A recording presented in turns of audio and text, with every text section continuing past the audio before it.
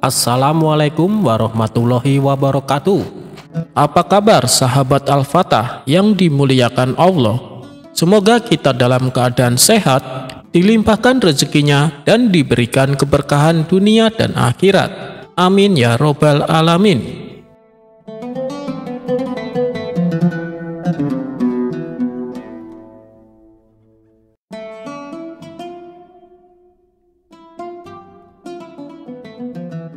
Pada suatu hari, Baginda Raja mengadakan sayembara di istana.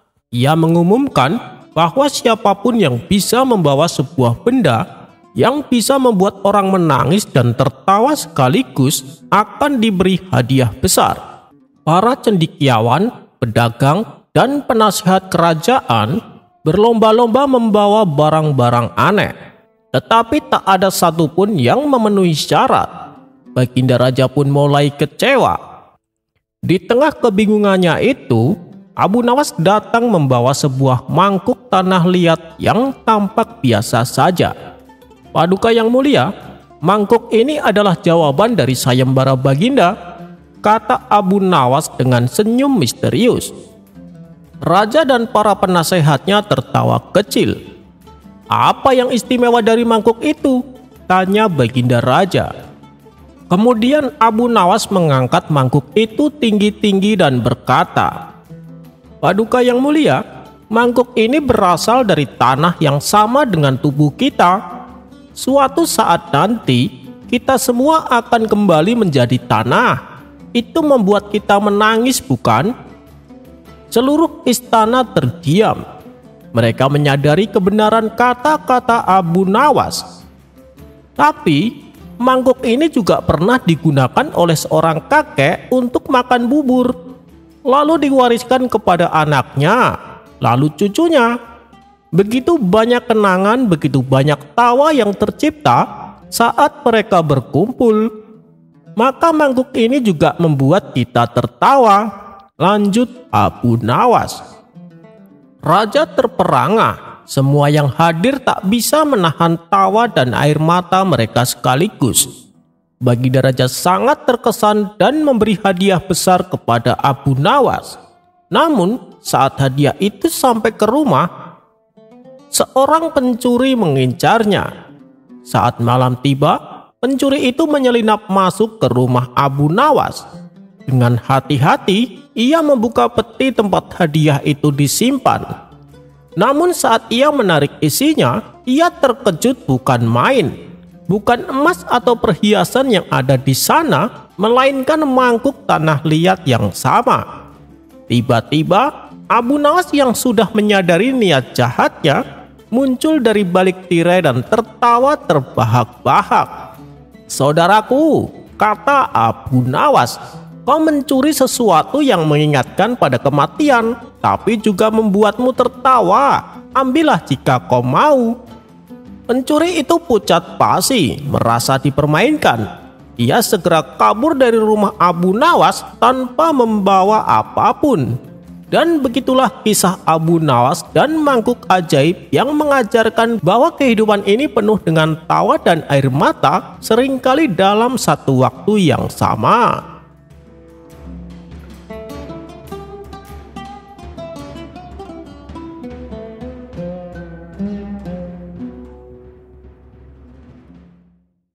Sepandai-pandainya tupai melompat, pasti akan terjatuh juga. Itulah perumpamaan yang pantas disematkan kepada Abu Nawas dalam cerita kali ini. Karena seringnya usil yang membuat orang malu, kini Abu Nawas harus menanggung malu akibat perbuatannya sendiri. Waktu itu, Abu Nawas mendapat hadiah berupa sepatu baru dari sahabatnya. Sepatu tersebut sangatlah indah. Bisa dibilang hanya Abu Nawaslah pemilik satu-satunya di seantero kota Baghdad. Karena saking bangganya, ia hendak memamerkan kepada orang-orang. Namun saat ia mulai melakukan aksinya, ia justru menjadi bahan tertawaan. Abu Nawas sempat heran dibuatnya. Bukannya mendapat pujian dan sanjungan, tapi malah ditertawakan. Dan yang membuat Abu Nawas bertambah bingung, Orang-orang tidak memberitahu kepadanya apa yang menyebabkan mereka tertawa. Pasti ada yang salah dengan sepatuku, pikir Abu Nawas. Akhirnya ia pun menuju rumah tukang sepatu dan berkata kepadanya, "Hei kawan, tolong betulkan dan perbaiki sepatuku, nanti aku bayar." Si tukang sepatu sempat menahan tawa dan kemudian berkata, "Baik, lepaskan sepatumu." Abu Nawas segera melakukannya. Si tukang sepatu lalu membalikkan arah sepatunya. Yang sebelah kanan ditaruh ke sebelah kiri, sedangkan yang sebelah kiri ditaruh ke sebelah kanan. "Sekarang sepatumu sudah betul, silakan dipakai kembali," kata si tukang sepatu. Seketika Abu Nawas baru tersadar, ternyata bukan sepatunya yang rusak, akan tetapi otaknya yang rusak karena ia memakai sepatu secara terbalik. Dan inilah penyebabnya yang membuat orang-orang selalu menertawakannya.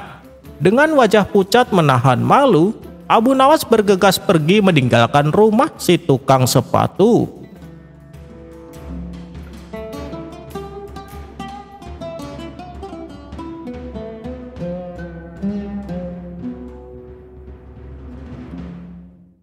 Dikisahkan ada seorang pemuda Yahudi yang suka meminum arak. Saking kecanduannya baik siang maupun malam, ia selalu menenggak minuman keras. Suatu hari saat bulan puasa, si pemuda menenggak arak di bawah pepohonan yang jaraknya tak jauh dari masjid. Padahal di bulan tersebut terdapat suatu larangan untuk tidak meminum minuman keras. Kemudian seorang sufi yang hendak berangkat sholat ke masjid melihat si pemuda tengah mabuk berat. Ia kemudian singgah dan menyapa pemuda tersebut. "Assalamualaikum," sapa sang sufi. "Waalaikumsalam. Kemarilah tuan, duduk dan temani aku di sini," kata si pemuda di bawah pepohonan. "Apa kamu tidak malu meminum arak pada hari yang suci ini?" bentak sang sufi. Tapi si pemuda seolah tidak peduli. Ia malah mengalihkan pembicaraan. "Lihatlah tuan, betapa Tuhan menciptakan keindahan berupa pohon yang teduh dan air mancur yang mengalir. Apakah nanti di akhirat kita tidak dibilang menyia-nyiakan keindahan ini karena tidak mau menikmatinya?" Si pemuda lalu merayu sang sufi untuk meminum arak bersamanya. Tentu saja ajakan tersebut ditolaknya mentah-mentah. Sang sufi semakin emosi kepada si pemuda, sehingga terjadilah perdebatan yang cukup lama. Setelah perdebatan tersebut, entah bagaimana ceritanya, sang sufi akhirnya tergoda untuk mencicipi minuman arak satu kali. Tetapi setelah tegukan pertama, ia kembali ingin meminumnya. Kejadian ini berulang-ulang. Dan akhirnya ia pun mabuk bersama si pemuda. Mereka berdua mabuk-mabukan sampai hari menjelang malam. Tidak lama kemudian, beberapa prajurit yang sedang tugas patroli mendapati mereka berdua telah mabuk berat. Keduanya pun segera ditangkap dan diseret ke pengadilan. Sesampainya di ruang pengadilan, Tuan Hakim terkejut bukan main melihat sang sufi tertangkap karena mabuk. "Apa kamu tidak malu dengan jubahmu? Bukankah kamu seorang imam masjid?" bentak sang hakim dengan penuh emosi. Kemudian Tuan Hakim perintahkan pengawal untuk menyeret sang sufi dijebloskan ke dalam penjara. "Lalu, siapa kamu?" tanya Tuan Hakim kepada si pemuda. Si pemuda lantas memberitahu kepada Tuan Hakim siapa namanya dan apa agamanya. "Oh, jadi kamu seorang Yahudi. Kalau begitu, kamu bukan Muslim. Maka kamu saya bebaskan," ujar Tuan Hakim. Mendengar keputusan tersebut, sontak si pemuda merasa bahagia karena tidak mendapat hukuman. Namun si pemuda merasa kasihan dengan nasib sang sufi. Kemudian ia berkata kepada Tuan Hakim, "Tuan Hakim, apakah Tuan bersedia apabila saya memeluk Islam?" tanya si pemuda. "Oh, tentu saja," jawab Tuan Hakim antusias. Lalu kalau saya masuk Islam, apakah perbuatan saya sekarang akan mendapat hukuman? Tanya si pemuda. Tentu saja tidak, wahai anak muda, karena perbuatanmu sekarang kamu lakukan sebelum kamu masuk Islam. Tapi kalau kamu sudah masuk Islam dan masih mabuk-mabukan, kamu akan mendapat hukuman, kata Tuan Hakim. Baiklah Tuan Hakim, saya bersedia masuk Islam, tapi saya minta satu syarat.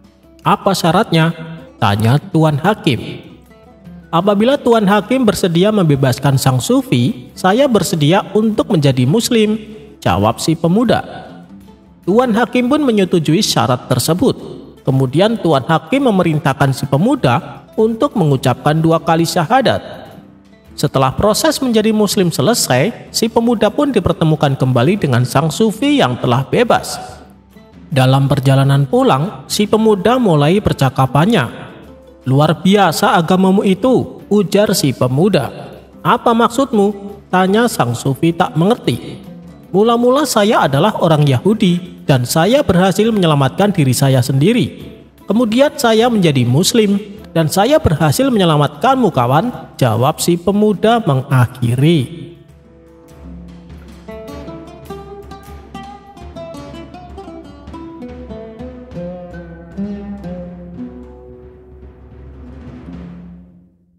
Di suatu pagi yang cerah, Abu Nawas terlihat sedang memberikan pelajaran kepada murid-muridnya.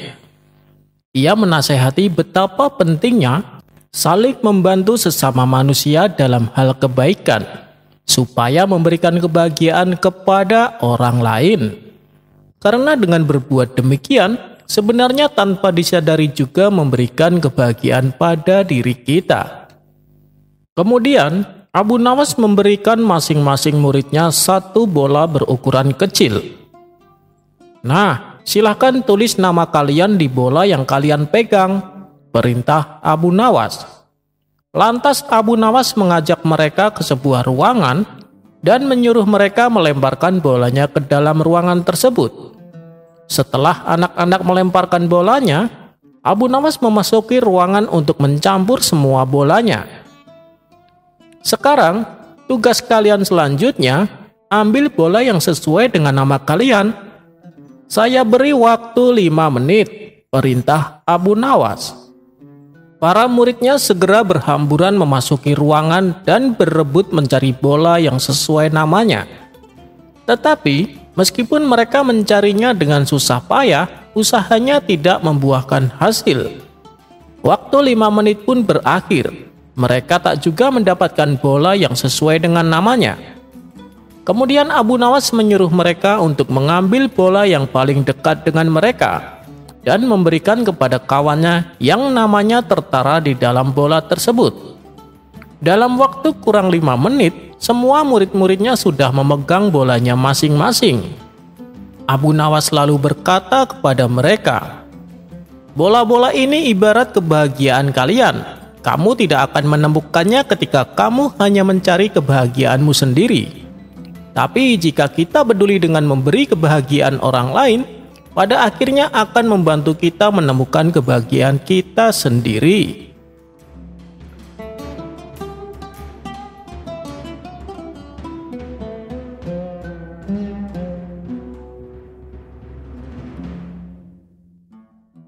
Bila kita mendengar kata pelacur, pikiran kita pasti akan membayangkan seseorang yang pekerjaannya hina, baik dari segi agama maupun dari segi hidup bermasyarakat. Begitu pula ketika kita mendengar kata kiai, kita pasti akan berpikir seseorang yang sangat alim dan budi pekerti yang santun, sehingga wajar bila masyarakat memuliakan orang yang bergelar kiai. Dan tak sedikit masyarakat yang sowan ke rumah sang kiai untuk minta didoakan dan mengharap berkah darinya. Namun ada cerita lucu antara 2 orang yang berbeda profesi ini. Bagi masyarakat Rembang, siapa sih yang tak kenal dengan Kiai Haji Ali Yahya? Orangnya alim, parasnya tampan, dan juga mempunyai tubuh yang atletis. Apabila sorban dan pecinya dilepas, penampilannya mendadak berubah terlihat seperti orang bule. Tak heran jika banyak wanita yang terpesona kepadanya. Meskipun diberi anugerah Allah paras yang tampan, tak membuat Kyai Ali suka bermain perempuan.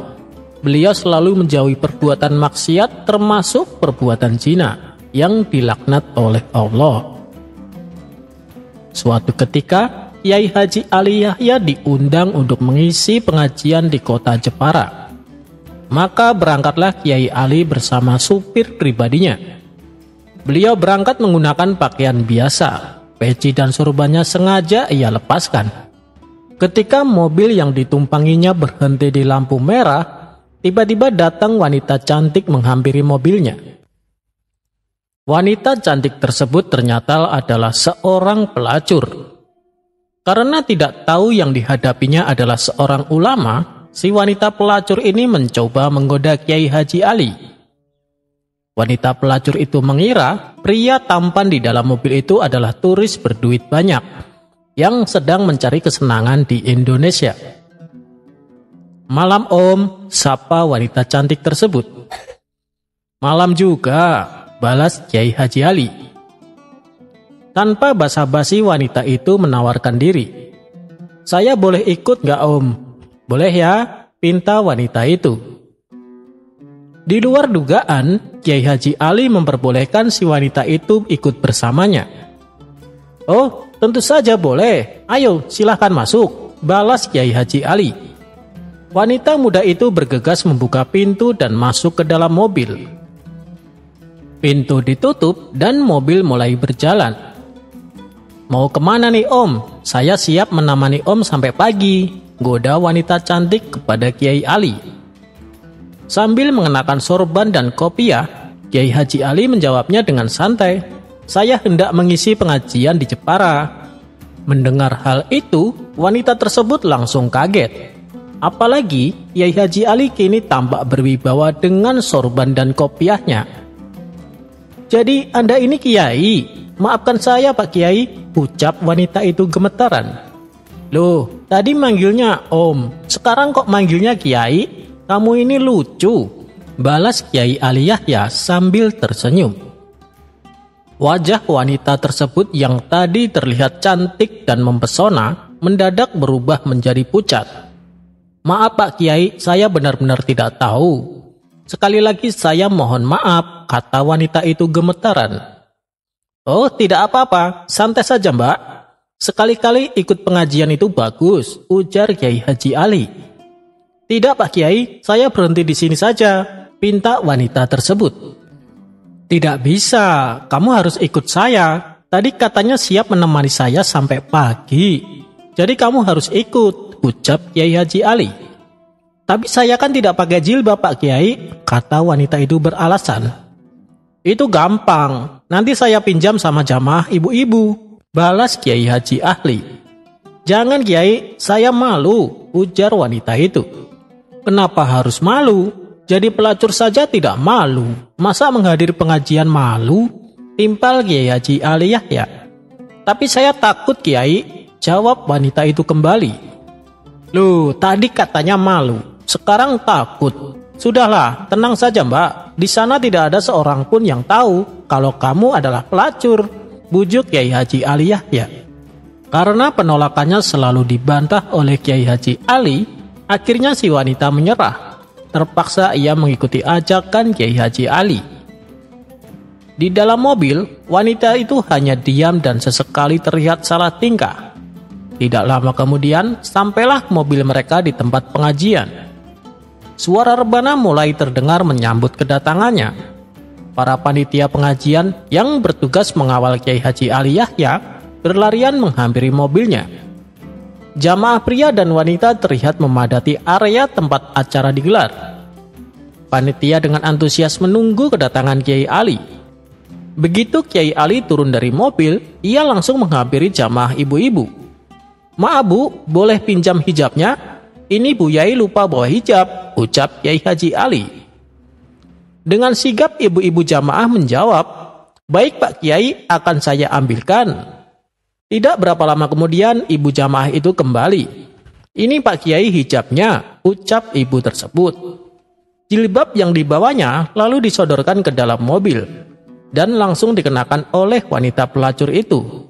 Setelah dia rapi, wanita itu turun dari mobil dan Masya Allah, para ibu-ibu jamaah yang hadir saling berebutan salaman dan mencium tangannya. Mendapat sambutan yang begitu terhormat, wanita yang kini telah disulap menjadi Ibu Yai tentu saja merasa terkejut. Ia tak menyangka mendapat perlakuan istimewa. Bahkan ia sangat dihormati. Kemudian wanita itu diundang masuk ke ruang tamu. Ia dijamu berbagai macam hidangan dan dilayani layaknya seorang wanita mulia. Ada perasaan haru bercampur malu menjalar di hatinya yang membuat hampir meneteskan air mata. Setelah Kiai Haji Ali selesai mengisi ceramah, beliau mengajak wanita itu makan hidangan yang sudah disiapkan oleh panitia. Di saat Kiai Haji Ali dan si wanita hendak pamit pulang, ibu-ibu jamaah mengerumuni wanita pelacur tersebut. Mereka satu persatu meminta didoakan dengan hajat yang berbeda-beda. Hal ini membuat si wanita sempat shock. Ia tak tahu harus berdoa apa, sedangkan sholat saja sudah tidak pernah ia lakukan. Akhirnya yang terlintas di benak wanita itu adalah bacaan Robbana atina fid dunya hasanah wa fil akhirati hasanah. Para ibu-ibu jamaah lantas mencium tangan wanita tersebut dan mengantarkannya sampai masuk ke dalam mobil. Kiai Haji Ali dan si wanita lantas pergi meninggalkan tempat acara. Selama perjalanan, di dalam mobil wanita pelacur itu menangis terisak-isak. Kiai Haji Ali dan sopir sengaja membiarkannya. Setelah suasana agak tenang, Kiai Ali berpesan kepada wanita pelacur itu, "Apakah kamu tidak melihat dan memikirkan bagaimana orang-orang memperlakukanmu, menghormatimu, mengelilingimu, mengantarkanmu, dan mereka juga rela antri hanya supaya bisa mencium tanganmu. Bahkan mereka meminta doa dan berkah darimu. Padahal kamu ini adalah seorang pelacur." Mendengar nasihat Kiai Haji Ali, tangisan wanita itu semakin menjadi-jadi. Ia merasa terhina, merasa sedih, apalagi mengingat dosa-dosa yang telah ia lakukan selama ini. Tapi Allah menutupi aibnya. Allah sangat mencintainya hari ini. Kamu dapat nasihat yang mungkin nasihat ini sangat berharga selama sisa hidupmu. Maka segeralah bertobat dan mohon ampun kepada Allah. Jangan sampai nyawamu dicabut sebelum bertobat. Sambil terisak-isak wanita itu berkata, "Terima kasih Pak Kiai atas nasihatnya. Dengan kejadian ini, aku akan bertobat dan aku akan berhenti dari pekerjaan bejat ini. Sekali lagi terima kasih Pak Kiai." Dari kisah ini berarti kita juga belajar tentang sikap yang bijaksana. Sebab para ulama dan guru-guru kita yang terdahulu berdakwah dengan baik dan bijak, mengajak tanpa menginjak, menasehati tanpa menyakiti, dan menunjukkan kebenaran tanpa merendahkan derajat kemanusiaan. Dan sejatinya, inilah salah satu telaga yang indah dan menyejukkan, yang menjadikan banyak orang tertarik dengan Islam. Semoga cerita ini bisa menjadi pelajaran bagi kita untuk selalu menyampaikan kebenaran dengan baik.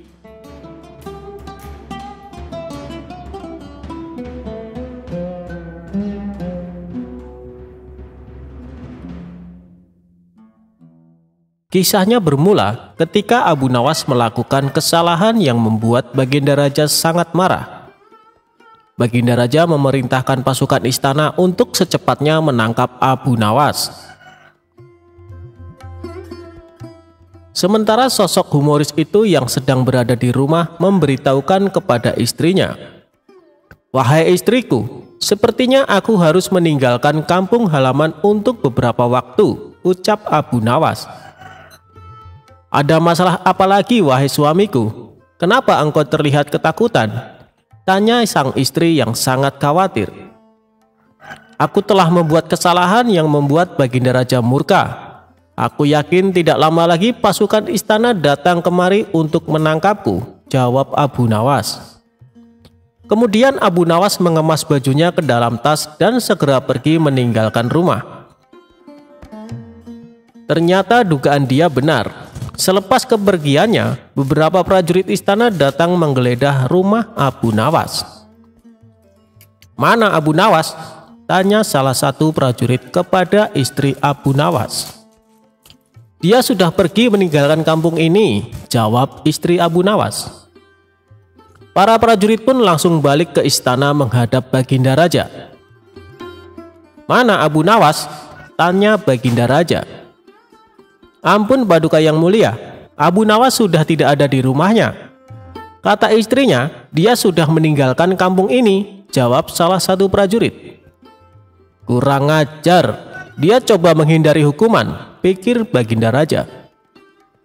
Sementara Abu Nawas mulai mengembara dan berpindah-pindah tempat dari kampung satu ke kampung yang lainnya.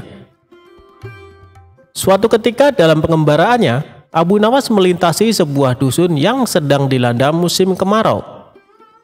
Abu Nawas yang mengenakan jubah dan sorban layaknya ulama besar sempat membuat perhatian warga. Mereka mengira Allah Subhanahu wa Ta'ala telah mengirim seorang waliullah untuk menolong dusunnya yang sedang mengalami musim kemarau. Para warga pun segera mengerumuni Abu Nawas. Assalamualaikum Syekh. Sudilah kiranya Tuan Syekh mampir sebentar di rumah kami, pinta kepala dusun. Abu Nawas pun sudah menolaknya. Namun karena para warga memaksa, ia pun mau tidak mau menerima ajakan mereka ke rumah kepala dusun. Abu Nawas dijamu berbagai macam hidangan dan diperlakukan istimewa layaknya raja. Apa yang membuat kalian memperlakukanku sedemikian istimewa, padahal kalian tidak mengenalku? Tanya Abu Nawas. Begini Tuan Syekh, dari penampilan Tuan, kami yakin kalau Tuan adalah ulama besar yang dikirim Allah Subhanahu wa Ta'ala untuk membantu desa kami, jawab kepala dusun. Memangnya apa yang menimpa desa kalian? Tanya Abu Nawas lagi. Sudah berbulan-bulan desa kami mengalami musim kemarau, tanaman-tanaman mati, air persediaan kami tinggal beberapa ember. Doakanlah desa kami wahai Tuan Syekh, agar desa kami diturunkan hujan, jelas kepala dusun. Abu Nawas terdiam mendengar keluhan mereka. Ia juga berbulan-bulan tidak mandi dan bajunya sudah lama tidak dicuci. Padahal tujuannya ke sini untuk menumpang mandi. Beberapa lama kemudian muncullah ide cemerlang di otaknya. Baiklah, aku akan memanjatkan doa kepada Allah supaya desa kalian diturunkan hujan. Tapi ada syaratnya, ujar Abu Nawas. Apa itu syaratnya Tuan Syekh? Kami bersedia melakukannya, balas kepala dusun. Syaratnya adalah kumpulkan semua air persediaan kalian dan ditaruh di tengah lapangan, perintah Abu Nawas. Para warga pun membawa air terakhir yang mereka miliki. Total air yang terkumpul hanya 2 ember. Kemudian air tersebut ditaruh di tengah lapangan. Abu Nawas melepas bajunya dan mencucinya dengan air di ember pertama. Sedangkan air di ember kedua dia gunakan untuk mandi. Melihat hal itu, para warga pun menjadi terkejut. Wahai Tuan Syekh, itu air terakhir persediaan kami yang rencananya untuk minum anak-anak kami, ucap salah satu warga. Perbuatan Abu Nawas ini tentunya mengundang reaksi kemarahan warga. Ada yang mencemooh, ada yang membentak, ada pula yang menghujat. Namun di tengah kegaduhan itu, Abu Nawas dengan tenang mengangkat bajunya yang dicuci, lalu menjemurnya, dan perkataan para warga tidak dihiraukannya. Para warga bertambah emosi sehingga hendak memukulinya, tapi niat mereka langsung terhenti karena tiba-tiba terdengar suara guntur yang disusul hujan lebat. Penduduk pun lupa dengan marahnya, bahkan sebaliknya. Mereka berebutan mencium tangan Abu Nawas dan mulai berteriak kegirangan menyambut datangnya hujan yang sudah lama ditunggu. Saat itu sang kepala dusun menghampiri Abu Nawas. Tuan Syekh, sebenarnya doa apa yang Tuan panjatkan sehingga langit berkenan menurunkan hujan? Tanya kepala dusun. Dengan polosnya Abu Nawas menjawab, begini, doaku biasa saja. Tapi jubahku ini tinggal 1 dan tidak pernah dicuci selama berbulan-bulan. Bila aku menjemurnya, pasti hujan akan turun deras. Mungkin karena langit tidak tahan dengan bau jubahku ini, Celetuk Abu Nawas cengengesan. Mendengar hal itu, sontak para warga langsung tertawa terpingkal-pingkal. Sejak saat itu Abu Nawas mulai menetap di sana sembari menunggu kemarahan Baginda Raja reda.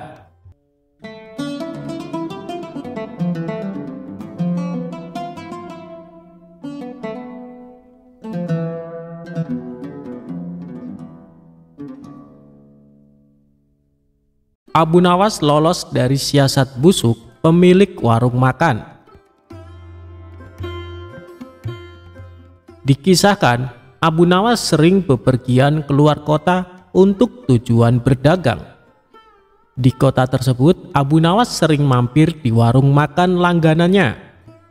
Suatu ketika, Abu Nawas baru saja tiba di kota itu dan seperti biasanya mampir di warung makan langganannya itu.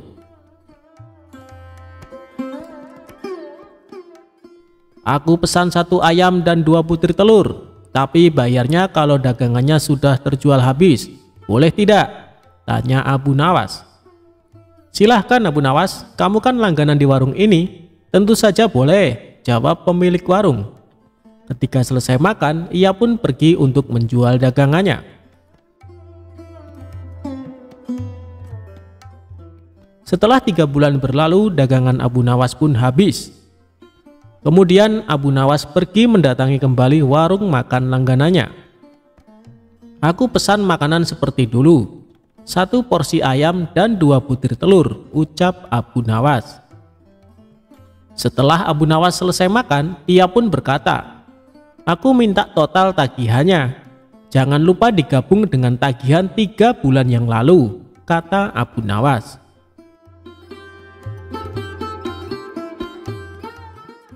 Si pemilik warung menghitung tagihannya dan memberikan secari kertas. Ini total tagihannya, cukup 200 dirham saja, kata si pemilik warung. Apa? 200 dirham? Hanya untuk 2 porsi ayam dan 4 butir telur, kamu mau memerasku? Tanya Abu Nawas emosi.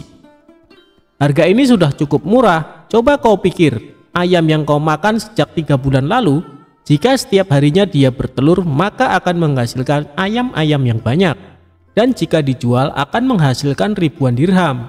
Tapi aku hanya menyuruhmu membayar 200 dirham saja, kata si pemilik warung. Ini tidak adil, hanya akal-akalanmu saja, kata Abu Nawas. Mereka berdebat tanpa hasil dan memutuskan untuk menghadap Tuan Hakim.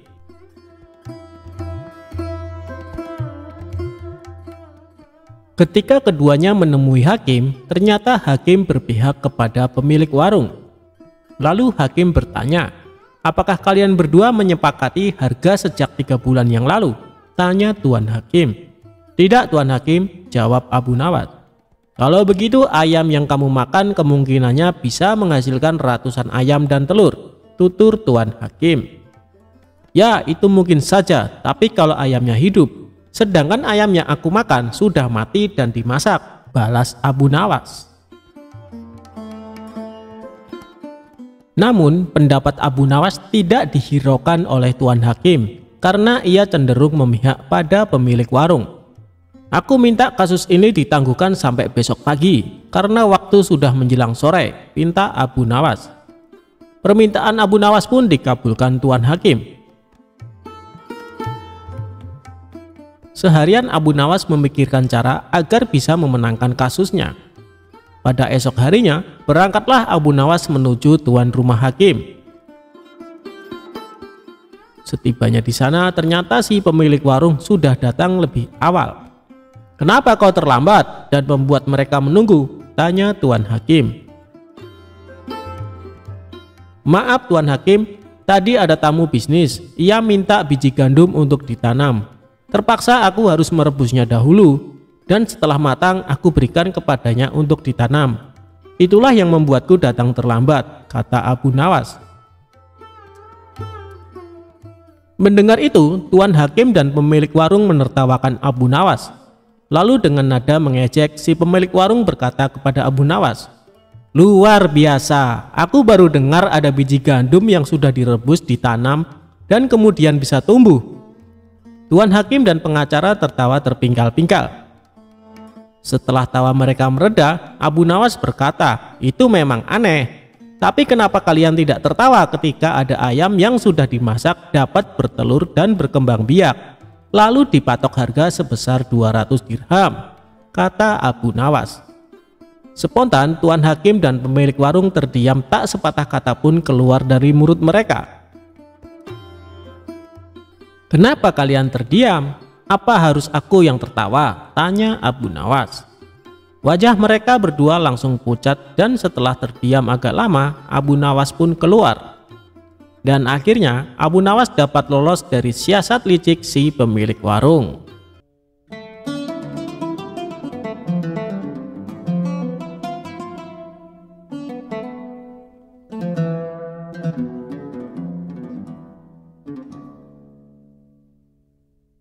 Pada suatu hari, Abu Nawas dengan santai menyisir jalanan kota. Ia mendapat perintah dari Baginda Raja untuk memantau keadaan rakyatnya. Tiba-tiba, langkahnya terhenti tepat di depan lapangan yang tengah penuh dengan kerumunan warga. Abu Nawas penasaran dengan apa yang terjadi di sana. Ternyata di lapangan itu tengah ada pertunjukan monyet ajaib. Monyet ajaib ini dapat memahami bahasa manusia dan hanya patuh kepada perintah tuannya saja.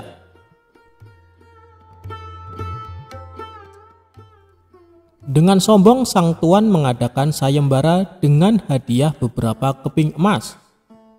Barang siapa yang mampu membuat monyet miliknya mengangguk-angguk, maka ia berhak mendapatkan hadiahnya. Banyak warga yang telah mencoba dengan berbagai macam cara, tapi si monyet tak juga berhasil ditaklukkan.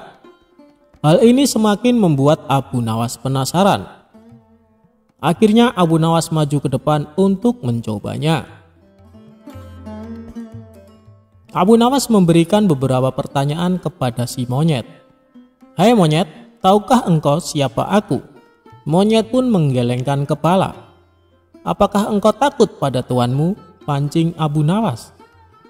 Si monyet pun tetap diam dan tidak menganggukkan kepala.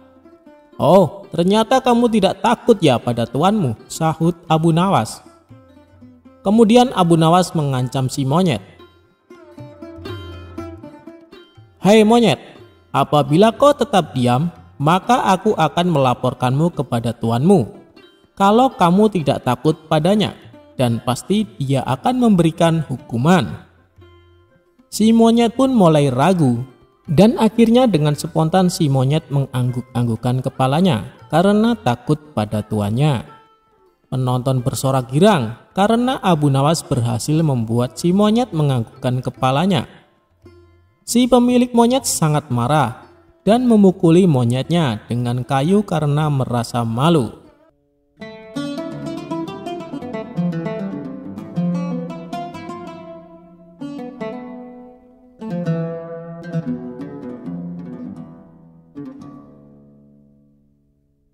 Abu Nawas anti hujan. Sejak peristiwa penghancuran barang-barang di istana oleh Abu Nawas yang disaksikan oleh Baginda Raja, saat itu pula Baginda Raja sangat kesal dan ingin segera untuk menangkap si tersangka yaitu Abu Nawas agar dijebloskan ke dalam penjara karena ulah dari tingkah lakunya. Sudah menjadi hukum bagi siapa saja yang tidak sanggup melaksanakan titah Baginda Raja, apalagi sampai membangkang kepada sang raja, maka tak disangsikan lagi bahwa ia akan mendapatkan hukuman.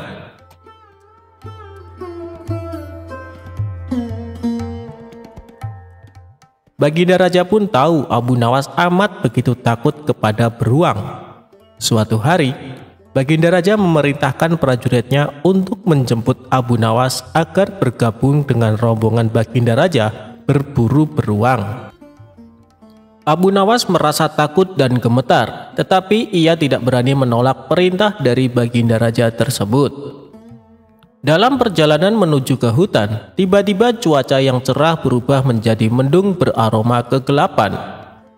Seketika Baginda Raja langsung memanggil Abu Nawas. Dengan penuh ta'zim dan rasa hormat, Abu Nawas pun mendekati Baginda Raja. Tanya Baginda Raja tanpa sedikit pun senyum di wajahnya. "Ampun tuanku, hamba belum tahu," jawab Abu Nawas dengan polosnya. "Kau pasti tahu bahwa sebentar lagi akan turun hujan. Hutan masih jauh dari sini. Kau kuberi kuda yang lamban. Sedang aku dan pengawal-pengawalku akan menunggangi kuda yang cepat. Nanti pada waktu makan siang kita berkumpul di tempat peristirahatanku. Bila hujan turun, kita harus menghindarinya dengan cara kita masing-masing agar pakaian kita tetap kering. Sekarang mari kita berpencar," Baginda Raja menjelaskan. Kemudian Baginda Raja dan rombongan mulai bergerak dan berpencar. Abu Nawas kini tahu Baginda Raja akan menjebaknya. Lalu ia harus mencari akal. Ia pun memutar otak cerdiknya. Dan ketika Abu Nawas sedang berpikir, tiba-tiba hujan pun turun. Begitu hujan turun, Baginda Raja beserta rombongannya segera memacu kuda mereka masing-masing untuk mencapai tempat perlindungan yang terdekat. Tetapi karena derasnya hujan, Baginda Raja dan para pengawalnya basah kuyup. Ketika waktu makan siang tiba, Baginda Raja bersegera menuju tempat peristirahatan.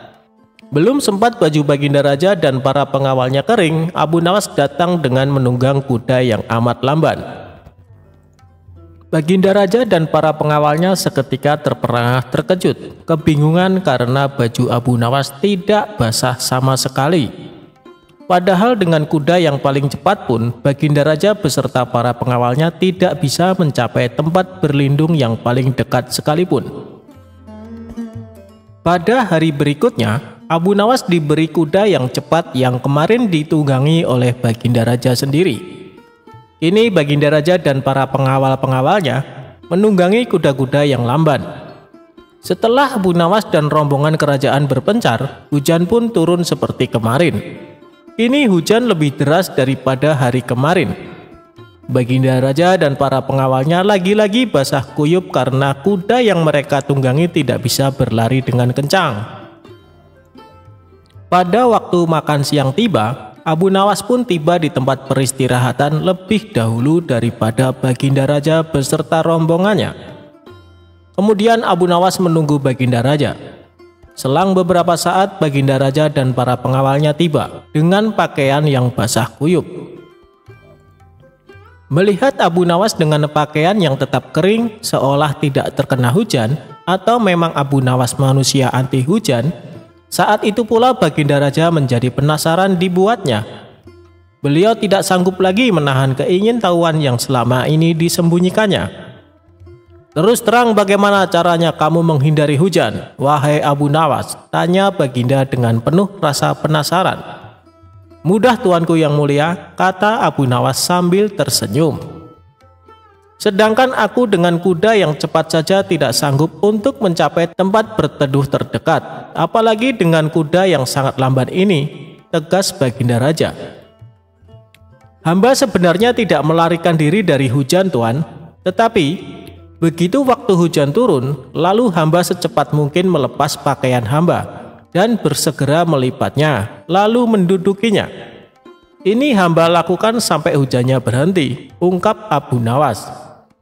Diam-diam Baginda Raja akhirnya mengakui kecerdikan Abu Nawas.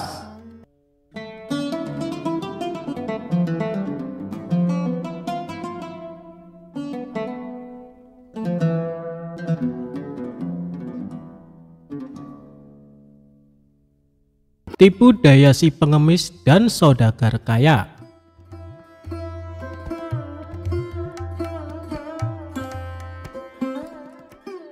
Abu Nawas terlahir pada tahun 747 Masehi.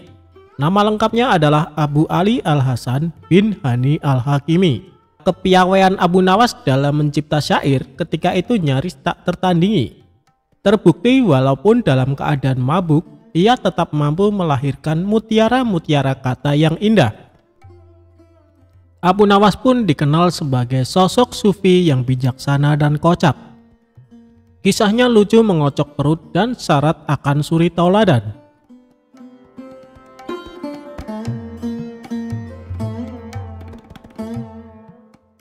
Alkisah, seorang saudagar kaya di Baghdad membuat sayembara berendam semalam di kolam air yang terkenal sangat dingin. Bagi siapa saja yang mampu berendam akan mendapat hadiah 10 dirham. Konon, banyak sekali yang mencoba dan hanya mampu bertahan sepertiga malam. Hingga datanglah seorang pengemis yang juga mencoba sayembara sang saudagar kaya.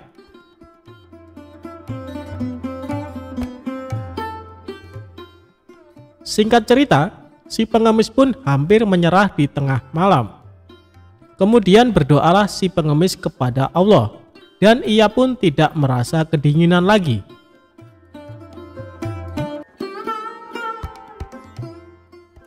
Menjelang pagi, anak si pengemis mendatangi sang ayah karena khawatir dan menyalakan api di tepi kolam air, menemani si pengemis. Waktu sayembara pun berakhir. Pengemis bangkit dari kolam dan mendatangi sang saudagar kaya untuk meminta upahnya. Terjadilah perdebatan antara si pengemis dan sang saudagar. "Aku tidak mau membayar karena anakmu membuat api di tepi kolam. Kamu pasti tidak merasa kedinginan," ujar sang saudagar. "Panas api itu tidak sampai ke badan saya. Selain apinya jauh, saya kan berendam di dalam air. Bagaimana bisa api masuk ke dalam air?" sanggah si pengemis. Sang saudagar kaya bersikukuh tak ingin memberi hadiah. Lalu berceritalah si pengemis kisah pilunya kepada Abu Nawas. Abu Nawas mengatakan bahwa hadiah si pengemis akan datang esok hari.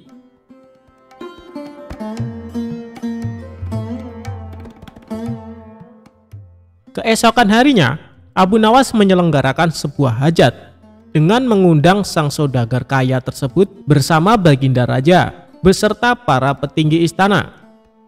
Tak ada suguhan yang tersaji di acara hajatan itu. Abu Nawas berkata pada sang raja bahwa masih sedang memasak nasi.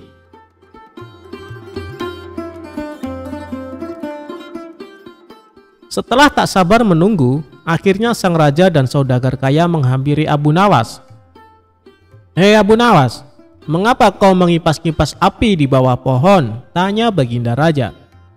"Ya tuanku, hamba sedang memasak nasi," jawab Abu Nawas. Baginda Raja kebingungan bukan kepalang karena Abu Nawas memasak nasi tanpa periuk nasi di atas api. Abu Nawas mendongakkan kepala sembari memberitahu keberadaan periuk nasi di atas pohon yang jauh dari api. Abu Nawas pun menjelaskan kisah sang pengemis sebagai perbandingan atas apa yang dilakukannya, bahwa api tidak bisa menanak nasi dengan periuk di atas pohon. Demikian, api di tepi kolam tidak akan menghangatkan air kolam.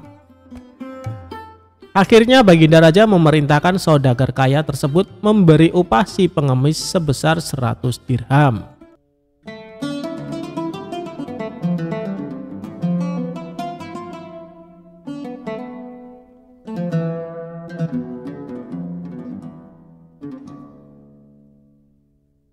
Raja dikasih bebek panggang berkaki 1 oleh Abu Nawas.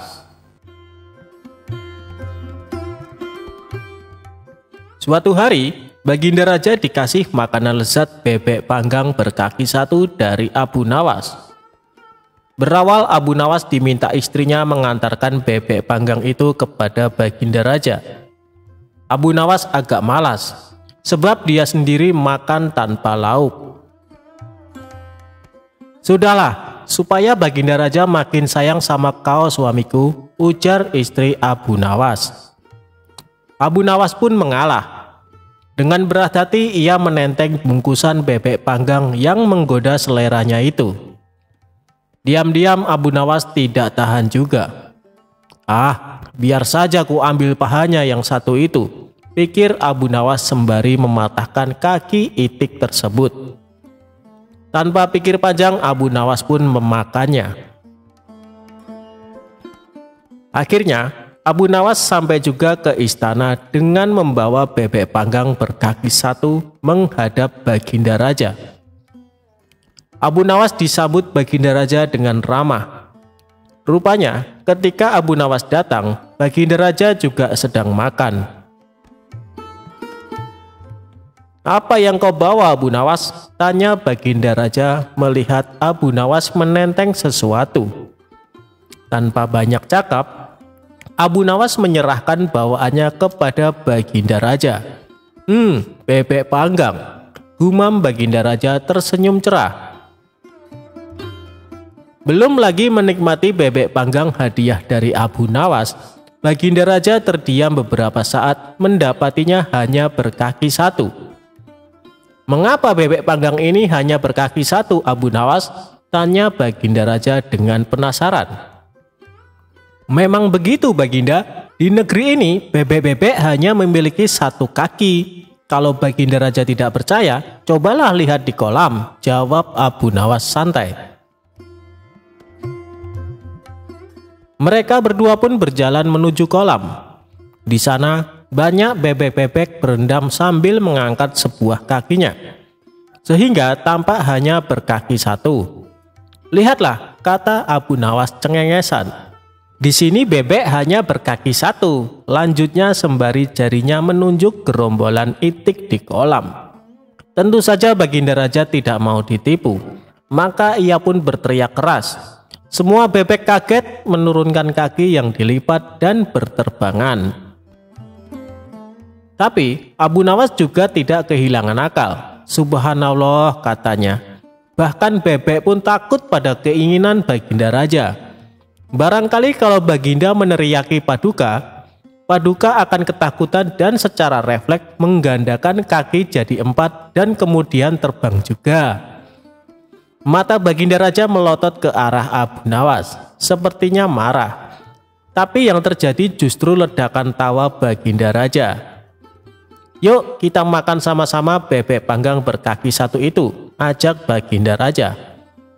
Abu Nawas pun makan dengan lahap. "Alhamdulillah, rezeki memang enggak kemana," ujarnya sembari mengapungkan senyum di bibirnya.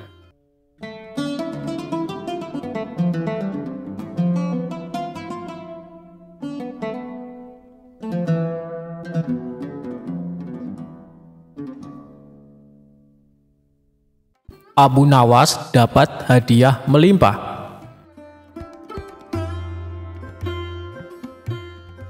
Cerita lucu Abu Nawas kali ini bermula ketika suatu hari Baginda Raja memerintahkan semua menteri untuk berkumpul di istana. Setelah semua bawahannya itu berkumpul, Baginda Raja lalu menyampaikan maksudnya. "Kalian semua aku undang ke sini karena ada beberapa hal yang ingin aku sampaikan. Yang pertama, aku ucapkan terima kasih kepada kalian karena selama ini kalian telah bekerja keras ikut membantu mengurus negeri yang kita cintai ini," kata Baginda Raja.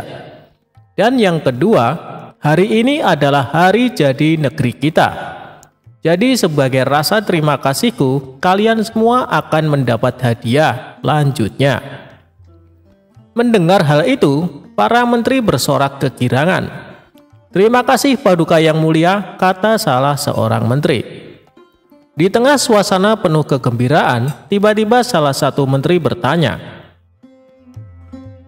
"Paduka yang mulia, bukankah Abu Nawas juga sering membantu menangani masalah yang ada di negeri kita ini?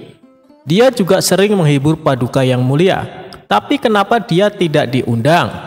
Seketika Baginda Raja tersadar bahwa dirinya hampir saja melupakan seseorang yang sangat dikagumi akan kecerdikannya. "Terima kasih wahai menteriku, kau telah mengingatkanku," balas Baginda Raja. Kemudian ia memerintahkan beberapa pengawal segera memanggil Abu Nawas. Tidak berapa lama, datanglah Abu Nawas ke istana menghadap Baginda Raja. Sesaat Abu Nawas sempat terkejut karena yang terlihat tidak seperti biasanya. Seluruh menteri istana berkumpul tanpa ada satupun yang absen. "Ampun Paduka yang mulia, ada gerangan apa Paduka memanggil hamba? Sepertinya ada masalah yang serius," tanya Abu Nawas.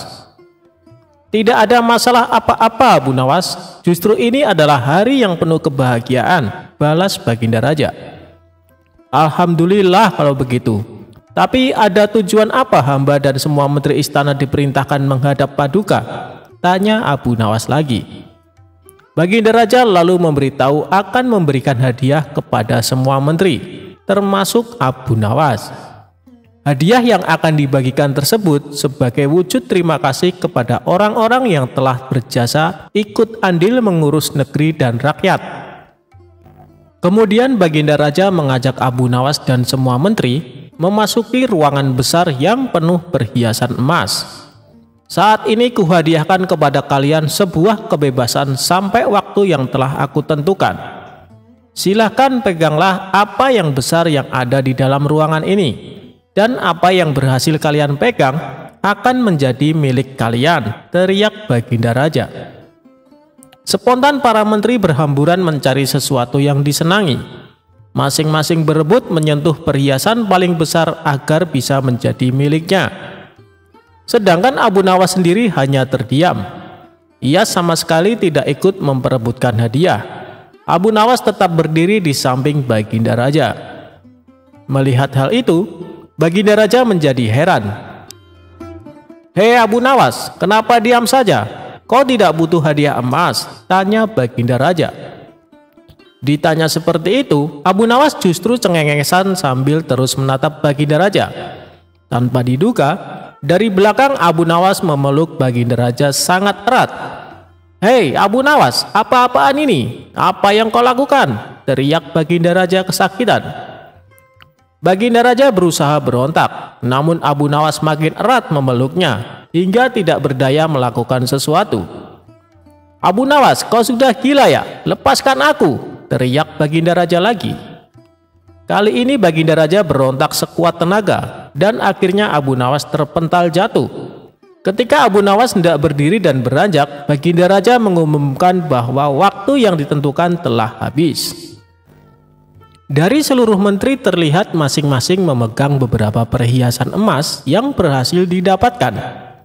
"Emas yang ada di tangan kalian sepenuhnya adalah milik kalian. Silahkan dibawa pulang," kata Baginda Raja. Maka satu persatu menteri mohon diri pamit pulang. Begitu juga dengan Abu Nawas, ia mohon pamit kepada Baginda Raja. "Tunggu Abu Nawas, jangan pulang dulu. Aku masih ada urusan dengan kau," ucap Baginda Raja. Baginda Raja lalu menanyakan kepada Abu Nawas perihal tingkah anehnya yang tiba-tiba memeluk dirinya.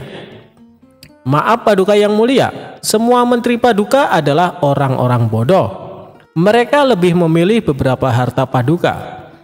Padahal jika mereka memilih Paduka, niscaya mereka akan memiliki semua harta itu," ucap Abu Nawas.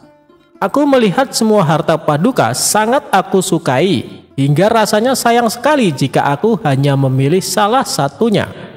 Maka aku memeluk Paduka yang mulia agar Paduka menjadi milikku dan aku bisa memiliki semuanya," imbuhnya menjelaskan. "Maksudmu bagaimana Abu Nawas?" tanya Baginda Raja kebingungan. "Begini Paduka yang mulia, kebanyakan manusia bodoh di dunia ini lebih memilih harta dunia ketimbang pemilik sejatinya, yaitu Allah Subhanahu wa Ta'ala.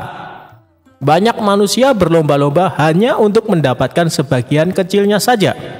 Padahal kalau dia mau memilih dan memiliki Allah, niscaya bukan hanya semua yang ada di muka bumi ini yang akan menjadi miliknya, melainkan Allah pun akan menjadi miliknya. Jika Allah telah menjadi miliknya, semuanya akan ia dapatkan. Itulah alasan saya kenapa hamba memeluk Paduka. Dengan begitu, hamba telah memiliki Paduka. Jadi semua yang Paduka miliki kini menjadi milikku juga, termasuk istana dan harta seisinya," papar Abu Nawas sambil cengengesan. "Kamu memang cerdik Abu Nawas," puji Baginda Raja. Maka sebagai hadiahnya, Baginda Raja mempersilahkan Abu Nawas untuk memilih sendiri. Ia mempersilahkan Abu Nawas mengambil hadiah sebanyak yang diinginkan. Akhirnya, tanpa bersusah payah, Abu Nawas bisa mendapatkan hadiah emas yang lebih banyak daripada menteri-menteri istana.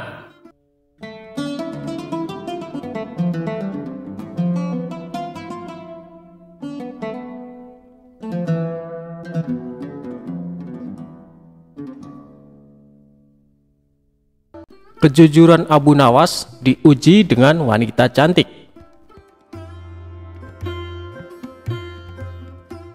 Suatu hari, Abu Nawas pergi ke hutan untuk mencari kayu. Ia membawa kapak yang sangat usang sebagai alat mempermudah pekerjaannya. Namun sayangnya, kapak miliknya itu malah jatuh ke jurang. Melihat Abu Nawas yang sedang panik dan bingung karena kapak satu-satunya jatuh ke jurang, jin itu langsung berubah jadi seorang kakek-kakek. Jin yang menjelma jadi kakek-kakek itu langsung menanyakan apa yang sedang terjadi. Lalu Abu Nawas mengatakan kalau kapak miliknya jatuh ke jurang dan kesulitan mengambilnya. Kemudian kakek itu menawarkan diri membantu mengambil kapak milik Abu Nawas. Namun kapak yang diambil sang kakek dari dalam jurang terlihat berbeda, berlapis emas dan sangat mewah. "Apakah ini milikmu, nak?" tanya kakek itu. "Bukan, kek," ujar Abu Nawas. Lalu kakek itu langsung menggantinya lagi. Kali ini kapak yang tidak kalah mewah, yaitu dilapisi intan permata sehingga terkesan mewah sekali. "Apakah itu kapakmu, anak muda?" kata kakek itu. "Bukan, kek, kapak saya jelek dan berkarat," terang Abu Nawas. Kakek itu pun berkata dalam dirinya bahwa Abu Nawas ini memang benar-benar jujur. Sebelum memberikan dua kapak mahal tadi, kakek itu bertanya kepada Abu Nawas, "Mengapa tetap ingin kapaknya yang sudah usang itu? Aku tidak mau mengambil yang bukan hak saya, kek. Aku adalah orang yang selalu bersyukur dengan apa yang saya miliki. Bagiku, kapak jelek ini adalah rezeki yang luar biasa, karena bisa memberikan nafkah yang halal," tutur Abu Nawas. Akhirnya, kakek itu memberikan kapak berlapis emas dan intan permata tadi kepada Abu Nawas sebagai hadiah karena sudah jujur. Ia pulang dengan membawa 3 kapak, yaitu kapak jelek miliknya, kapak yang terbuat dari emas, dan kapak yang berlapiskan intan permata. Tidak sampai di situ, jin tadi masih ingin menguji kejujuran Abu Nawas. Godaan yang diberikan melalui harta tidak berhasil. Akhirnya jin yang menjelma jadi seorang kakek tersebut akan mengujinya dengan wanita. Kakek itu kemudian menculik istri Abu Nawas, kemudian menyembunyikannya ke alam jin. Setelah pulang dari hutan, Abu Nawas langsung mencari istrinya. Ke semua sudut ruangan ia cari, namun istrinya menghilang secara misterius. Lalu kakek itu datang kepada Abu Nawas dan bertanya apa yang sedang dia cari dan menawarkan diri untuk membantunya. Abu Nawas mengatakan kalau istrinya hilang secara misterius dan hanya meninggalkan pakaian kotor. "Tenang, aku akan membantumu dan pasti menemukan istrimu," ujar sang kakek.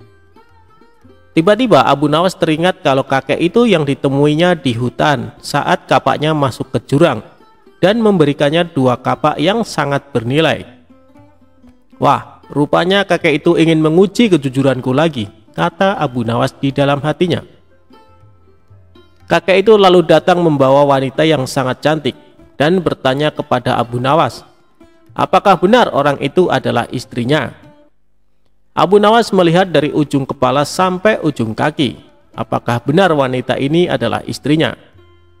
"Benar, kek, ini istri saya," katanya. "Bukan, ini bukan istrimu. Kenapa kau tidak jujur?" Katanya hidup harus penuh rasa syukur, ucap sang kakek. Lalu Abu Nawas menjelaskan, jika ia mengatakan itu bukan istrinya, kejadian yang sama akan seperti kapak tadi. Kakek itu nantinya akan membawa 1 wanita cantik lagi. "Nanti kau akan memberikan 2 wanita cantik itu lagi kan? Sama seperti kapak," terang Abu Nawas. Jin yang menyerupai kakek itu langsung tertawa terbahak-bahak. Ia tidak menyangka kalau Abu Nawas bukan hanya jujur, tapi juga cerdas.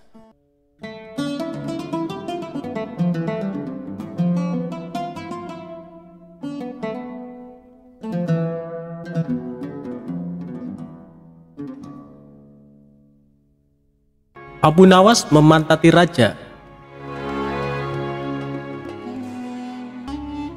Pada suatu sore ketika Abu Nawas ke warung teh, kawan-kawannya sudah lebih dulu berada di sana.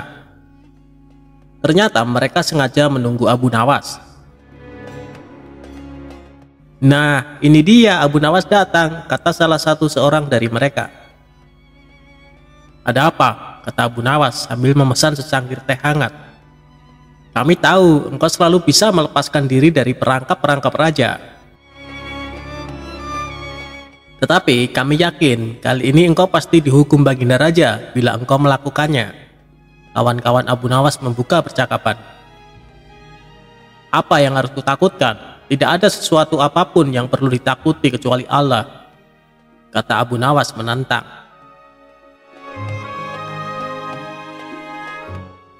"Selama ini belum pernah ada seorang pun di negeri ini yang berani memantati Baginda Raja. Bukankah begitu, hai Abu Nawas?" tanya kawan Abu Nawas. "Tentu saja tidak ada yang berani melakukan hal itu, karena itu pelecehan yang amat berat. Siapa saja yang melakukan pasti akan dipancung," kata Abu Nawas memberitahu. "Itulah yang ingin kami ketahui darimu. Beranikah engkau melakukannya?" tanya temannya yang lain. "Sudah kukatakan bahwa aku hanya takut kepada Allah saja. Sekarang apa taruhannya bila aku bersedia melakukannya?" Abu Nawas balik bertanya. "100 keping uang emas. Selain itu, Baginda harus tertawa pada saat engkau pantati," tantang mereka. Bukan Abu Nawas namanya jika tidak bisa menyelesaikan suatu masalah. Ia menyanggupi tawaran yang amat berbahaya itu dan kembali pulang ke rumahnya. Kawan-kawan Abu Nawas merasa tidak yakin Abu Nawas sanggup untuk memantati Baginda Raja dan membuat Baginda Raja tertawa. Karena tantangan ini sangat berat, maka kali ini Abu Nawas pun harus berhadapan dengan Algojo pemenggal kepala.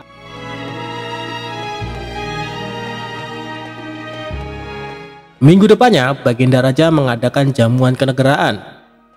Para menteri, pegawai istana, dan orang-orang dekat Baginda diundang, termasuk juga Abu Nawas. Abu Nawas merasa hari-hari berlalu dengan cepat karena ia harus menciptakan jalan keluar yang paling aman bagi keselamatan lehernya dari pedang Algojo. Tetapi bagi kawan-kawan Abu Nawas, hari-hari terasa amat panjang karena mereka sudah tidak sabar menunggu pertaruhan yang amat mendebarkan itu. Persiapan-persiapan di halaman istana sudah dimulai. Baginda Raja menginginkan acara itu akan digelar dengan meriah. Baginda tidak ingin mengecewakan para tamunya, terkhusus untuk raja-raja dari negeri sahabat yang datang.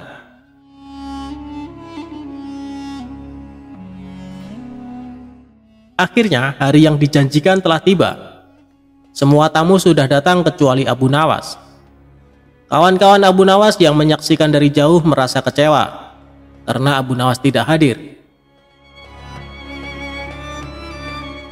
Namun ternyata mereka keliru. Abu Nawas bukan tidak datang, tetapi terlambat sehingga Abu Nawas duduk di tempat yang paling belakang. Ceramah-ceramah yang mengesankan mulai disampaikan oleh para ahli pidato. Kemudian giliran Baginda Raja menyampaikan pidatonya. Setelah menyampaikan pidato, Baginda melihat Abu Nawas duduk sendirian di tempat yang tidak ada karpetnya.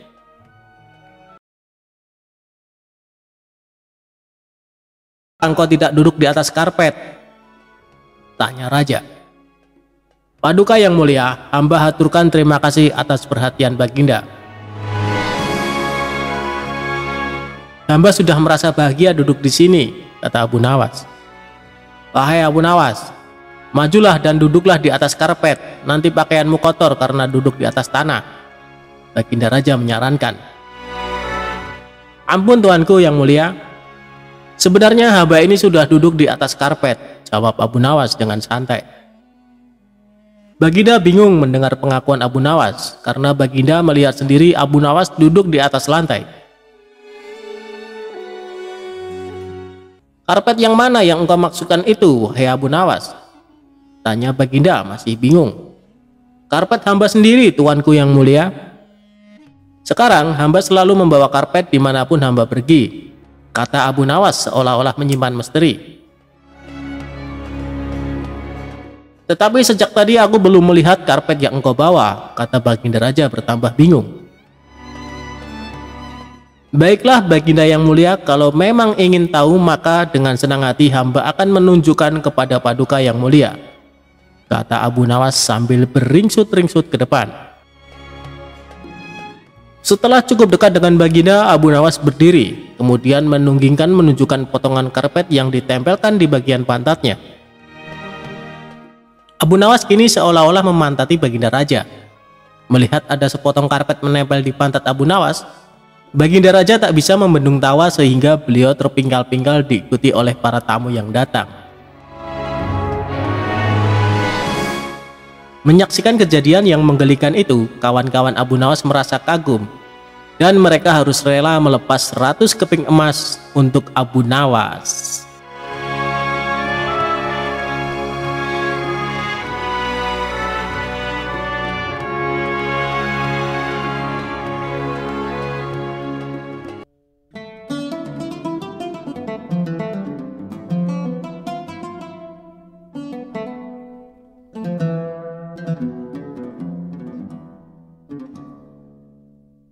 Abu Nawas menjebak si tukang sihir.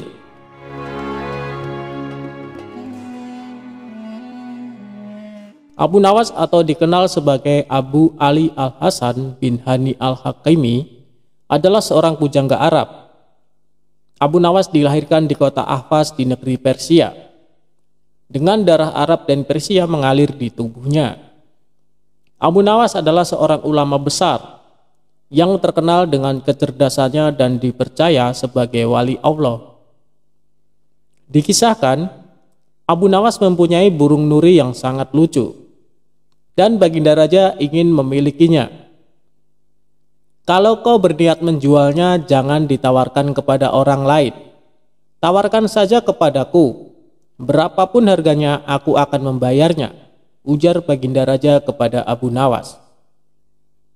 Abu Nawas tidak menjawab, dia hanya mengangguk. Tapi dalam hati dia berkata, mana mungkin aku menjual burung yang tidak berharga ini kepada Baginda, ucap Abu Nawas dalam hati. Keesokan paginya Abu Nawas datang ke istana. Dia datang dengan membawa burung nuri yang diinginkan Baginda itu. Abu Nawas tidak ingin menjualnya. Dia ingin memberikan cuma-cuma kepada Baginda.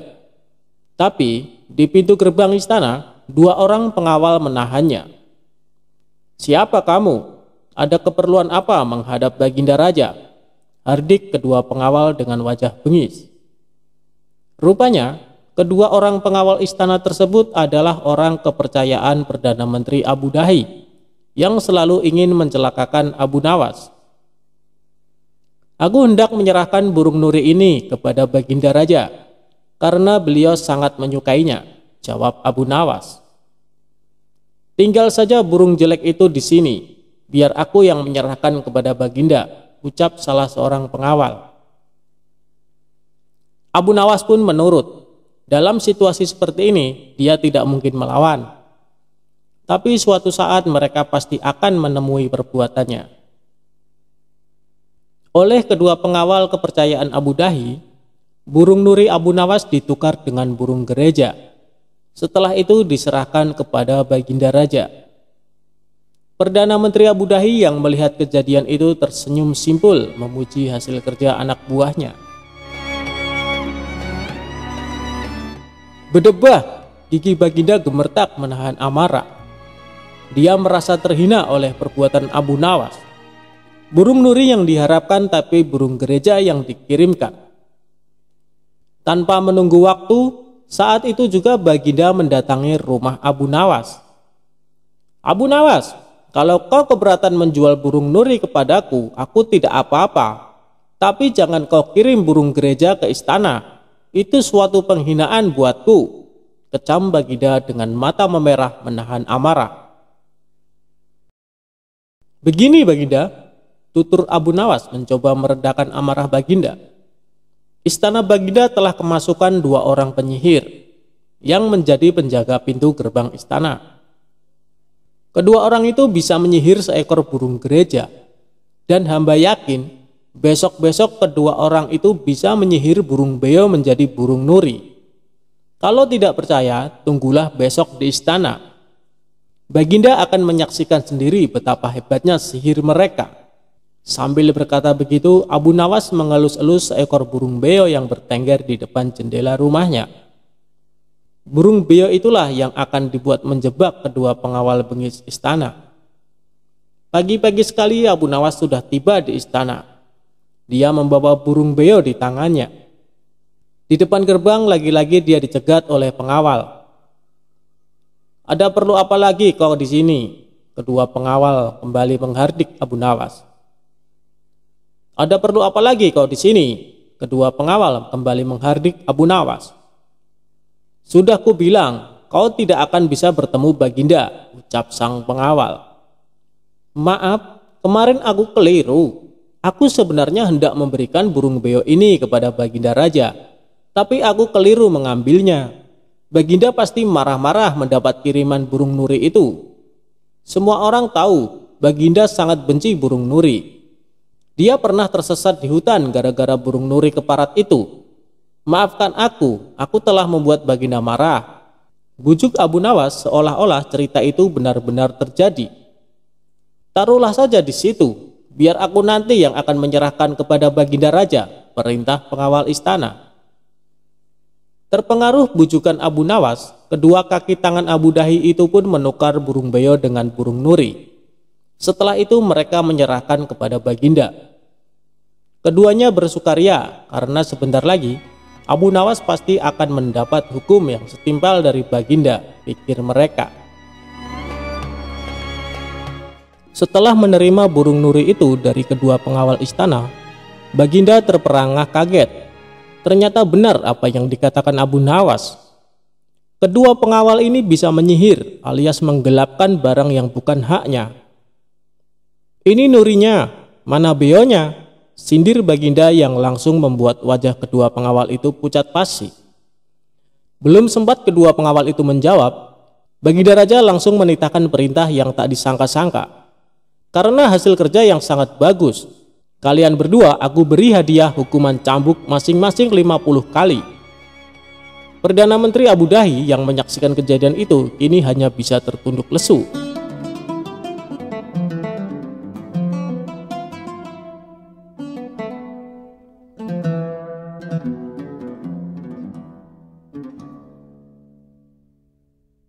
Abu Nawas akan disembelih dan dijadikan bubur oleh rakyat Badui. Alkisah, pada suatu hari, Abu Nawas yang cerdik sedang menghabiskan waktunya dengan berjalan-jalan di kota Baghdad. Kemudian, ia memutuskan untuk pulang ketika langit mulai senja dan azan maghrib sebentar lagi berkumandang. Agar cepat sampai ke rumah, untuk pertama kalinya ia lewat kampung Badui di sebuah gurun. Di kampung itu ia bertemu dengan orang-orang yang sedang memasak bubur.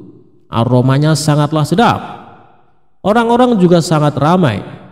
Saat hendak lewat, tiba-tiba saja ada segerombolan pria menghadanginya. Pria-pria itu menutup kepala Abu Nawas dan membawanya ke salah satu rumah warga. Meski berulang kali minta tolong, tak ada satupun orang yang menolongnya. Setelah sampai di sebuah rumah, salah satu pria berwajah gali itu membuka penutup kepala Abu Nawas. "Kenapa kalian menangkapku? Apa salahku? Aku hanya ingin pulang ke rumah dengan cepat. Maka dari itu aku melewati kampung ini," ujar pria bersurban itu. "Tentu saja kau tak punya salah apa-apa. Hanya saja setiap orang yang lewat sini akan kami tangkap. Kami akan menyembelihmu dan menjadikanmu sebagai kaldu untuk bubur-bubur yang kami buat," ucap salah satu pria. "Jadi bubur-bubur yang kalian sajikan itu adalah bubur-bubur berbahan daging manusia?" tanya Abu Nawas. "Hahaha, tentu saja. Rasanya tak kalah nikmat dengan daging sapi atau daging unta. Kau mau mencobanya?" ucap salah seorang pria. "Tapi kenapa harus daging manusia? Bukankah berdosa membunuh sesama manusia?" tanyanya polos. Ini semua salah pemerintah yang tak mengurus kami. Daging sapi dan daging unta sangatlah mahal. Rakyat di kampung kami ini miskin, jawab pria berwajah gali tersebut. Lalu, para pria di kampung Baduy mengarak Abu Nawas ke tempat penyembelihan. Dengan cepat Abu Nawas memikirkan cara agar terbebas dari penyembelihan. Karena kecerdikannya, ia pun berhasil menemukan solusi. Tunggu dulu, sebelum kalian menyembelihku, lihatlah betapa kurusnya tubuhku ini. Percuma saja kalian hanya akan memakan tulang. Kalau kalian mau, besok aku akan membawakan kalian temanku yang gemuk, yang bisa kalian makan selama 5 hari, ucapnya meyakinkan. Kau pikir kami akan percaya dengan kata-katamu? Kau hanya menipu kami kan? Bentak salah satu pria. Namaku Abu Nawas, aku tinggal di desa ujung kota Baghdad. Jika aku berbohong, silahkan mendatangiku. Kalian tak akan menyesal bila melepaskanku kali ini, karena aku akan menepati janjiku, ucap Abu Nawas. Para pria di kampung Baduy itu lalu berunding sejenak. Mereka lalu memutuskan untuk percaya dengan perkataan tawanan mereka. Baiklah, kami percaya dengan perkataanmu. Besok bawakan kami temanmu yang gemuk itu, maka kau akan kami bebaskan, ucap pimpinan kampung itu. Baiklah, besok sebelum maghrib aku akan membawa temanku kemari, jawabnya. Mereka lalu saling berjabat tangan sebagai tanda janji. Akhirnya Abu Nawas pun berhasil membebaskan diri. Dalam perjalanan pulang, ia lalu memikirkan strategi selanjutnya agar benar-benar terbebas dari warga kampung Baduy.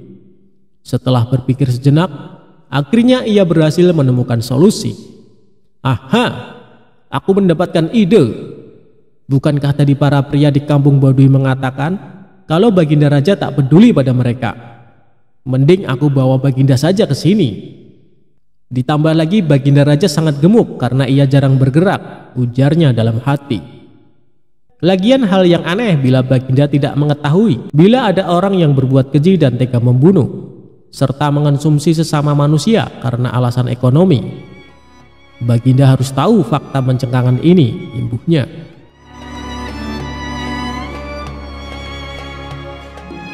Keesokan harinya, Abu Nawas menemui Baginda Raja. Setelah menundukkan kepala sebagai tanda hormat, ia lalu berkata, "Tuanku Baginda Raja yang mulia, hamba hendak mengajak Baginda ke tempat yang memiliki makanan sangat lezat." Di manakah itu? Makanan apa yang sangat lezat itu? Tanya Baginda Raja. Di kampung Baduy ada bubur yang sangat nikmat. Baginda akan menyesal bila tak mencicipinya, jawab pria cerdik itu.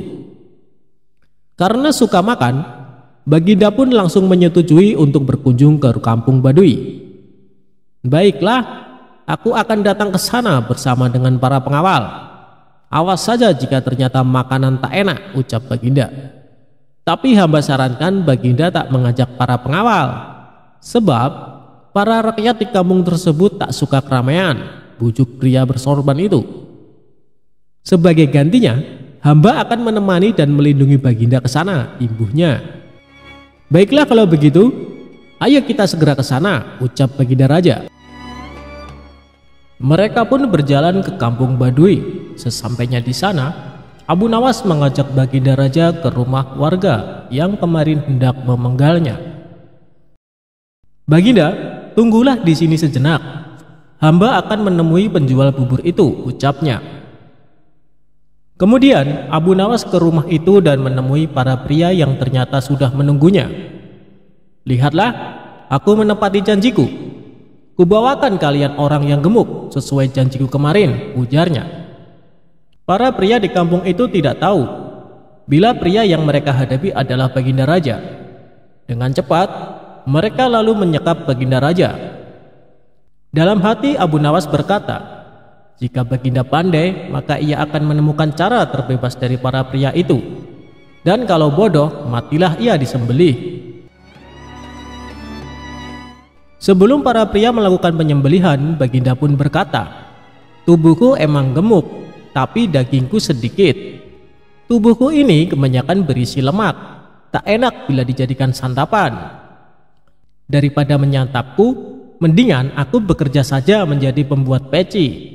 Aku bisa membuat peci yang bagus dan harganya mahal. Kalian bisa menjual peci buatanku ke orang-orang di istana. Mereka akan membelinya dengan harga mahal. Imbuh Baginda mencoba mengelabui warga kampung Baduy. Lalu, para kanibal itu pun setuju dengan saran Baginda Raja. Mereka lalu mengurung pemimpin istana itu di sebuah penjara. Baginda mulai membuat peci. Agar diselamatkan oleh para pengawal istana, Baginda memberikan sepucuk surat di dalam peci yang ia buat. Surat tersebut berisi, "Hai menteriku, tolonglah aku. Aku di kampung Baduy disekap oleh para warga di sini. Berapapun harga peci ini tolong belilah, lalu selamatkan aku." Setelah itu Baginda menyerahkan peci buatannya ke salah seorang pria. "Jual saja peci ini ke para menteri di istana. Mereka pasti menyukainya," ucap Baginda Raja. Di satu sisi, istana sedang gempar karena Baginda Raja tak kunjung kembali. Para pengawal istana telah mencari, tapi tak kunjung bisa menemukan sang raja. Mereka tak pernah menyangka bila raja mengunjungi kampung Baduy. Keesokan harinya, salah satu pria dari kampung Baduy datang ke istana. Ia menemui salah satu menteri dan menjual peci yang dibawanya. Karena indah, menteri itu pun tertarik untuk membelinya. "Wah, peci ini nampak sangat mengagumkan dan mewah. Siapa yang membuatnya? Seleranya pasti sangat tinggi," ucap menteri kerajaan. "Tentu saja bagus. Aku akan membawanya lagi besok bila kau mau peci yang lain," ujar pria itu.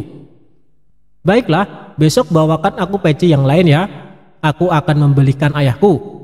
"Ngomong-ngomong, dari mana asalmu?" ujar sang menteri. "Hamba dari kampung Baduy, Tuan."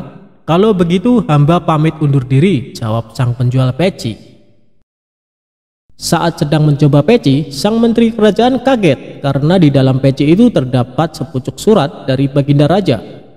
Kemudian menteri kerajaan itu meminta para pengawal untuk mendatangi kampung Baduy. Mereka berhasil menemukan dan menyelamatkan Baginda Raja. Masyarakat Baduy tak menyangka bila yang mereka tangkap adalah seorang raja. Atas perintah raja, orang-orang di kampung Baduy dibunuh karena perbuatan mereka sangat jahat. Keesokan harinya, Baginda Raja memerintahkan para pengawal untuk menangkap Abu Nawas. Ia hendak menghukum mati pria yang telah menjebaknya itu. Abu Nawas pun ditangkap ketika sedang sholat. Setelah salam, ia langsung dibawa para pengawal untuk menemui sang raja. Begitu melihat wajah pria yang telah menjebaknya, wajah sang raja sangat marah. "Hai kau lelaki becik, bisa-bisanya kau mempermainkanku. Apa maksudmu menjadikanku sebagai tumbal untuk rakyat di kampung Baduy? Perbuatanmu sangatlah tidak pantas. Kau pantas untuk dihukum mati," teriak raja. Dengan sikap tenang, Abu Nawas pun menundukkan kepalanya dan berkata, "Ya, tuanku Baginda Raja yang bijak, sebelum Baginda menjatuhkan hukuman mati kepada hamba, perkenankan hamba menyampaikan beberapa hal." "Baiklah, cepat katakan, waktumu tak lama," jawab Baginda Raja. "Ya tuanku Baginda Raja, sebenarnya alasan hamba menyerahkan Baginda kepada penjual bubur itu untuk menunjukkan kenyataan pahit di negeri yang Baginda pimpin. Sebab bila tak mengalaminya langsung, bisa saja Paduka tak percaya dengan perkataan hamba. Padahal semua kejadian yang terjadi di negeri ini adalah tanggung jawab Baginda sebagai seorang pemimpin," ucap Abu Nawas. "Bukankah raja yang adil dan bijak sebaiknya mengetahui seluruh perbuatan rakyatnya? Untuk itu hamba mengajak Paduka pergi ke kampung Baduy. Lagi pula hamba sudah bisa menduga bila Baginda adalah pemimpin cerdas, sehingga pasti bisa lolos dari jebakan mereka. Demikian tuanku. Jika perkataan hamba ini salah, silakan hukum hamba. Bila hamba tak bersalah, tapi tetap mendapatkan hukuman, hamba tidak akan ikhlas, sehingga dosa akan menjadi tanggung jawab tuanku di akhirat kelak," imbuh Abu Nawas. Setelah mendengar ucapan tersebut, hilanglah amarah Baginda Raja. Dalam hati ia membenarkan seluruh ucapan pria itu. Selama ini ia merasa belum sepenuhnya memperhatikan rakyatnya, sehingga kampung Badui pun terlantar dan menjadi kanibal. Baiklah, akan kuampuni segala perbuatanmu, tapi berjanjilah kau tak mengulangi lagi perbuatanmu, perintah Baginda Raja. Abu Nawas pun menganggukkan kepala dan pamit dari istana. Setelah kejadian tersebut, Baginda menjadi pemimpin yang semakin peduli kepada rakyatnya. Ia tak ingin ada masyarakat yang terlantar.